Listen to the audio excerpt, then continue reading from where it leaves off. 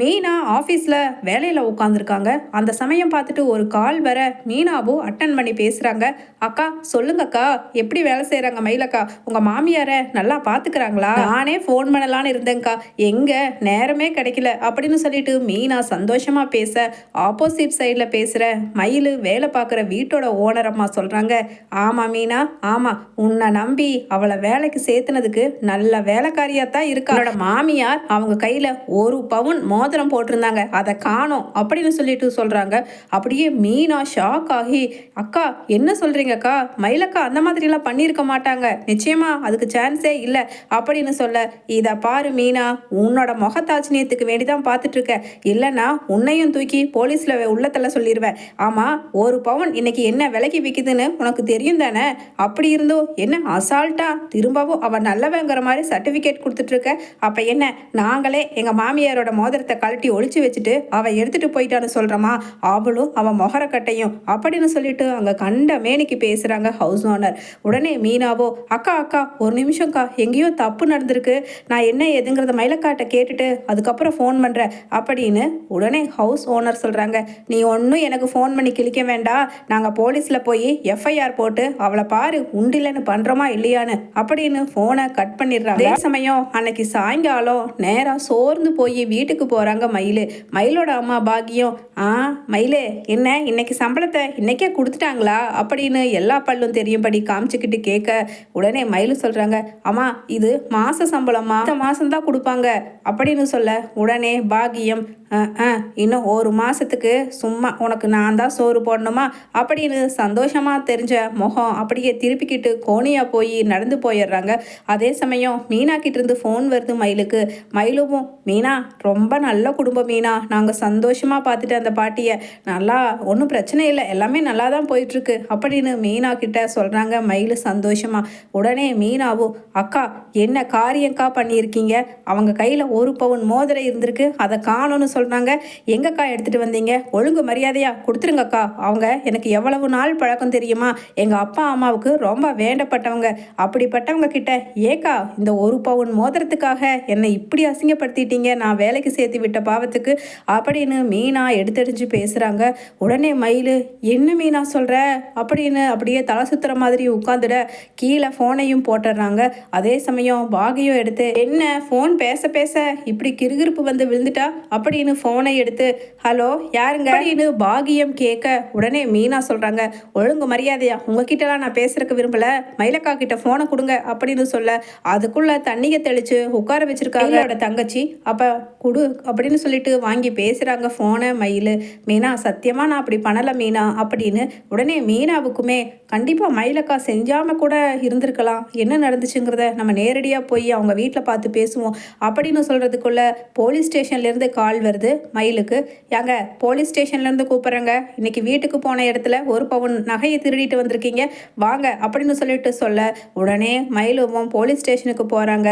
பாக்கியம், இவளோட தர்தனம் எங்கே போனாலும் விடாது, இவ திருடாமையே திருட்டு பட்டம் கட்டி அனுப்புகிறாங்கன்னா அங்கே என்ன நடந்துச்சோ நட, இவளை பெத்த பாவத்துக்கு அங்கேயும் போய் தொலையுமோ, என்னையா பார்த்துட்டு இருக்க அப்படின்னு சொல்லிட்டு எல்லாருமா சேர்ந்து போலீஸ் ஸ்டேஷன் போகிறாங்க. மீனாவும் போலீஸ் ஸ்டேஷன் வர போலீஸ்காரங்க மயில காலுக்கு கீழே 4 தட்டு தட்டுறாங்க லேடிஸ் போலீஸை வச்சு. அப்போ நான் எடுக்கலைன்னு மயில் கதற, மீனா பாவமாக இருக்குன்னு சொல்லி உங்களை வேலைக்கு சேர்த்துனதுக்கு இப்போ எனக்கு எதுவுமே பேசுறதுக்கு வழி இல்லாத அளவுக்கு ஒரு சூழ்நிலையை உருவாக்கிட்டீங்களேக்கா அப்படின்னு சொல்லிட்டு நிற்கிறாங்க. அதே சமயம் இதை நியூஸ் பேப்பரில் போடுங்க, அப்போதான் இவளை நாளையும் பின்னையும் எந்த வீட்லேயும் வேலைக்கு சேர்த்த மாட்டாங்க அப்படின்னு சொல்ல, உடனே நியூஸ் ரிப்போர்ட்டர்ஸும் வந்துடுறாங்க. வந்தவங்க எல்லார்கிட்டையுமே அவங்க தங்கமயிலோட ஃபோட்டோவை எடுத்து டெலிகாஸ்ட் பண்ணுறாங்க. டிவிலையும் பார்த்துட்டு பாண்டியன் வீட்டில் சரவணன், கோமதி எல்லாருமே, என்ன பார்த்தீங்களா இவளோட திருட்டு புத்தி, என்ன இவளை வீட்டில் வச்சுருந்தோன்னா நம்ம பேரும் சேர்ந்து தான் கெட்டு போயிருக்கோம், எப்படியோ நம்மளை பிடிச்ச பூட ஒளிஞ்சிச்சு, இந்தாங்க நீங்கள் சாப்பிடுங்க அப்படின்னு சொல்லிட்டு அங்கே பாண்டியனுக்கு சாப்பாடு கொடுத்துட்டே கோமதியும் பேச, பக்கத்தில் செந்திலும் இருக்காரு. என்ன மீனா கூட தெரியறா போலீஸ் ஸ்டேஷனில், இவ தானே வீட்டில் அந்த மயிலுக்கு வேலை வாங்கி கொடுத்தா அப்படின்னு அங்கே ஃபோன் பண்ணி திட்டுறாரு மீனாவை. அதே சமயம் அங்கே போலீஸ்காரங்க சொல்கிறாங்க, என்ன மேடம் உங்களோட வேலைக்கும் இவங்க ஒலை வச்சிருவாங்க போல அப்படின்னு கேட்க, உடனே மீனா, சார் கொஞ்சம் டைம் கொடுங்க சார், அக்கா தான் எடுக்கலைன்னு சொல்கிறாங்கல்ல அப்படின்னு சொல்லிட்டு சொல்ல, உடனே இவளுக்கு தேவையில்லாத வேலைங்க, இந்த வேலை தேவையே இல்லை இந்த மீனாவுக்கு அப்படின்னு சொல்லிட்டு கோமதியும் செந்திலும் கண்டபடி அவள் வரட்டும் வீட்டுக்கு, ரெண்டில் ஒரு கை பார்த்துறேன் அப்படின்னு உட்காந்துருக்காங்க. அதே சமயம் அங்கே திடீர்னு அந்த ஹவுஸ் ஓனருக்கு ஃபோன் வருது. ஹவுஸ் ஓனர் என்ன என்ன வேணும் அப்படின்னு சொல்லிட்டு அங்கே வேலை செய்கிற தன்னோட குழந்தைய பார்த்துக்கிற இன்னொரு லேபர் வீட்டிலேருந்து கூப்பிடுறாங்க. மேடம் குழந்தை மயக்கம் போட்டு விழுந்துருச்சுங்க மேடம் அப்படின்னு சொல்ல, உடனே அடைச்சி இந்த தரிதனம் பிடிச்சவளை இன்னைக்கு தான் வேலைக்கு சேர்த்தணும், குடும்பத்தில் என்னென்னமோ நடக்குதே அப்படின்னு சொல்லிட்டு, மேடம் இவளை இங்கேயே உட்கார வைங்க, இன்னும் 4 தட்டு தட்டி அந்த மோதிரத்தை எங்கே வச்சிருக்கான்னு சொல்லிட்டு கேளுங்க, அந்த மோதிரம் 1 பவுன் மோதிரம் அப்படின்னு சொல்லிட்டு சொல்கிறாங்க. உடனே போலீஸ்காரங்களும் நீங்கள் போங்க மேடம், முதல்ல போய் குழந்தைய என்ன ஆச்சுன்னு பாருங்க அப்படின்னு மயில உட்கார வச்சிடுறாங்க. அதே சமயம் மீனாவையும், என்ன மேடம் நீங்கள் எங்கே கிளம்புறீங்க, நீங்களும் உட்காருங்க, 2 பேரும் கூட்டு கலவாணியாக இருந்தீங்கன்னா நீங்கள் வேற கவர்மெண்ட் ஆஃபீஸரு அப்படின்னு சொல்ல, மீனாவுக்கு ஆஃபீஸில் அங்கே இங்கேன்னு இருந்து ஃபோன் வருது. சி உனக்கு கவர்மெண்ட் உத்தியோகம் பார்த்து சம்பளம் வருது, அது பத்தாதுன்னு இப்படியே ஆள் வச்சு இந்த மாதிரியெல்லாம் திருடுவ அப்படிங்கிற மாதிரியே அரசல் பொருசலாக கூட வேலை செய்கிறவங்கன்னு அசிங்கமாக மீனாவை திட்ட அவமானத்தில் கூனி குறுகி போய் உட்காந்துருக்காங்க. மீனா அப்பாவும் இன்ஸ்பெக்டர் கிட்ட சொல்கிறாங்க, மேடம் ப்ளீஸ் என்ன நடந்துச்சுன்னு முழுசாக இன்வெஸ்டிகேட் பண்ணுங்கள் மேடம், சும்மா குற்றவாளி நாங்கள் தான் அப்படின்னு சொல்லிட்டு நீங்களே ப்ளேம் பண்ணிடாதீங்க, மயிலக்கா தான் எடுக்கலைன்னு சொல்கிறாங்கல்ல அப்படின்னு சொல்ல, அதே சமயம் அங்கே குழந்தைய ஹாஸ்பிட்டலுக்கு தூக்கிட்டு போன இடத்துல மூச்சு திணறல் பலமாக இருக்குது, இமீடியட்டாக ஸ்கேன் எடுத்து இந்த குழந்தைக்கு வேண்டிய ட்ரீட்மெண்ட் என்னங்கிறத நாங்கள் சொல்கிறோம் அப்படின்னு ஸ்கேன் எடுக்கிறாங்க. எடுத்து பார்த்த ஸ்கேனில் அந்த 1 பவுன் மோதிரம் குழந்தையோட நுரையீரலில் கரெக்டாக மாட்டிக்கிட்டு இருக்கு.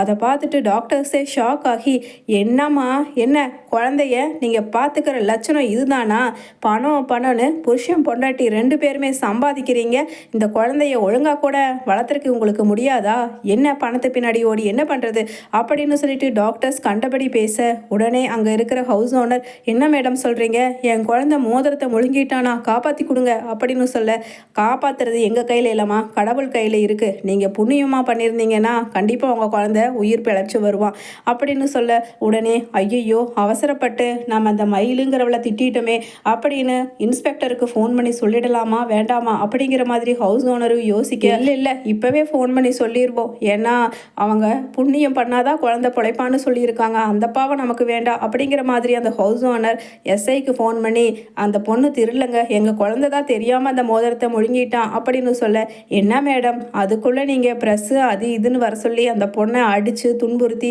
இவ்வளவு காயப்படுத்திட்டீங்களே, நீங்கள் நல்லா தேடி பார்த்தீங்களான்னு நான் அத்தனை வாட்டி கேட்டேனே அப்படின்னு சொல்ல, எங்களுக்கே தெரியலைங்க, இப்படி குழந்தை முழுங்கி இருப்பான்னு எங்களுக்கு எப்படிங்க தெரியும் அப்படின்னு சொல்ல, உடனே அந்த ஹவுஸ் ஓனரோட ஹஸ்பண்ட் வாங்கி பேசுகிறாரு, மேடம் நான் ஒரே ஒரு உதவி அந்த பொண்ணுக்கு எங்களால் ஏற்பட்ட மானபங்கத்துக்கு ஆய்ச்சித்தமா அந்த மோதிரத்தை அந்த பொண்ணுக்கே கொடுத்துட்றேன் அப்படின்னு சொல்லிட்டு சொல்கிறாங்க. எப்படியாவது தன்னோட குழந்தை பொழைச்சா போதும், அந்த பொண்ணை இப்படி கஷ்டப்படுத்திட்டோமேங்கிற ஃபீலிங்ஸில் அந்த குழந்தையோட அப்பா. உடனே இன்ஸ்பெக்டரும், சரி சார் இப்போ அங்கே ஹாஸ்பிட்டல்லையே இருங்க, நான் இவங்களை கூட்டிகிட்டு வரேன் அப்படின்னு அங்கே மயிலையும் கூட்டிகிட்டு மீனாவையும் கூட்டிகிட்டு இன்ஸ்பெக்டர் ஹாஸ்பிட்டலுக்கு வர்றாங்க. வந்தவங்க அங்கே எஃப்ஐஆரில் அந்த கேஸை வாபஸ் வாங்குறதுக்கான கையெழுத்தையும் வாங்கிட்டு அந்த 1 பவுன் மோதிரத்தை குழந்தையோட குடல்லிருந்து எடுத்து, பரவாயில்லை உங்கள் குழந்தைக்கு நீங்கள் நிறையா புண்ணியம் பண்ணியிருக்கீங்க, அதனால் பிழைச்சிருச்சு, இந்தாங்க இன்னொரு வாட்டி இப்படி கேர்லெஸ்ஸாக இருக்காதீங்க சார் அப்படின்னு சொல்லிட்டு டாக்டரும் 2 திட்ட அந்த மோதிரத்தை வாங்கி மயிலுக்கு கொடுக்குறாங்க. உடனே மீனாவும், அக்கா என்னை மன்னிச்சிருங்கக்கா அப்படின்னு சொல்ல, உடனே மயில், இந்த மோதிரம் எனக்கு வேண்டாங்க, வேற யாராவது பாவம் ஆதரவற்றவங்க இருந்தாங்கன்னா அவங்களுக்கு கொடுங்க, எனக்கு நேர்மையாக உழைச்சி நான் வேலை பார்க்குறதுக்கு அந்த வேலையை மட்டும் நிரந்தரமாக கொடுத்தீங்கன்னா போதும் அப்படின்னு கையெடுத்து கும்பிட்டு கண்ணீர் விடுறாங்க மயில். சந்தோஷமாக மீனா பார்க்குறாங்க.